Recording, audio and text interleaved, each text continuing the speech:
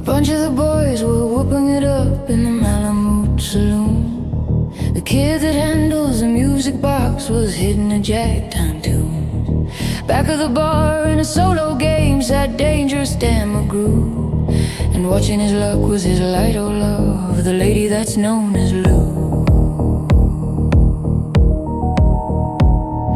Went out of the night, which was 50 below, and into the din and the glare. They stumbled a mine, fresh from the creek, stuck dirty and loaded for bear. He looked like a man with a foot in the grave and scarcely the strength of a louse. Yet he tilted a poke of dust on the bar, and he called for drinks for the house. There was none could place the stranger's face, though we searched ourselves for a clue. But we drank his health, and the last to drink was dangerous Dan McGrew. There's men that somehow just grip your eyes and hold them hard like a spell, and such was he, and he looked to me like a man who had lived in hell. With a face most hair and the dreary stare of a dog whose day is done, as he watered the green stuff in his glass and the drops fell one by one. Then I got a figuring who he was and wondering what he'd do, and I turned my head and they're watching him was the lady that's known as Lou. His eyes went rubbering round the room, and he seemed in a kind of daze, till at last that old piano fell in the way of his wandering gaze. The ragtime kid was having a drink, there was no one else on the stool, so the stranger stumbles across the room and flops down there like a fool. In a buckskin shirt that was glazed with dirt, he sat and I saw him sway. Then he clutched the keys with his talent hands, my God, but that man could play.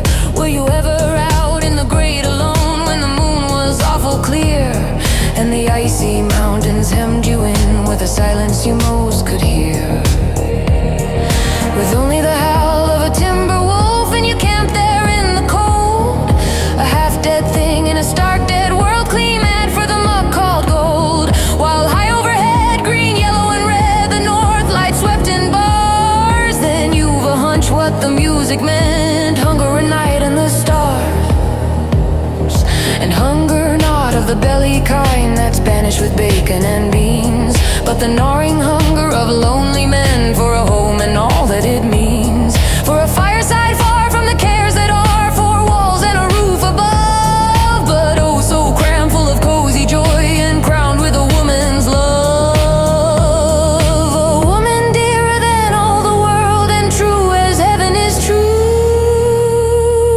God, how ghastly she looks through her rouge, the lady that's known as Lou.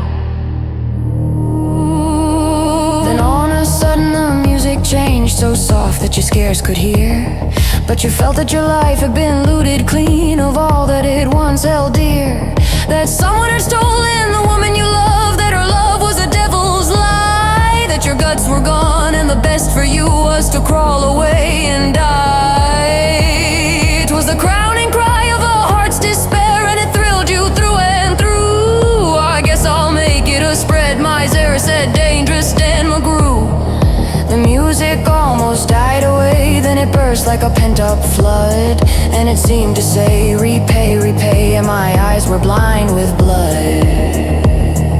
The thought came back of an ancient wrong, and it stung like a frozen lash, and the lust awoke to kill, then the music stopped with a crash, and the stranger turned, and his eyes they burned in a most peculiar way.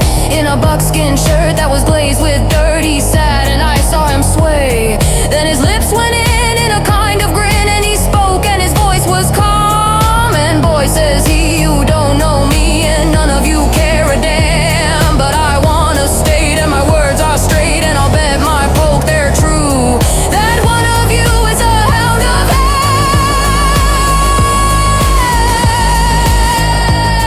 and that one is Dan McGrew. Then I ducked my head and the lights went out, and two guns blazed blazed in the dark, and a woman screamed, and the lights went up, and two men lay stiff and stark. Pitched on his head and pumped full of lead was Dangerous Dan McGrew, while the man from the creeks lay clutched to the breast of the lady that's known as Lou. These are the simple facts of the case, and I guess I ought to know. They say that the stranger was crazed with hooch, and I'm not denying it so. I'm not so wise as the lawyer guys, but strictly between us two, the woman that kissed him and pinched his poke was the lady that's known as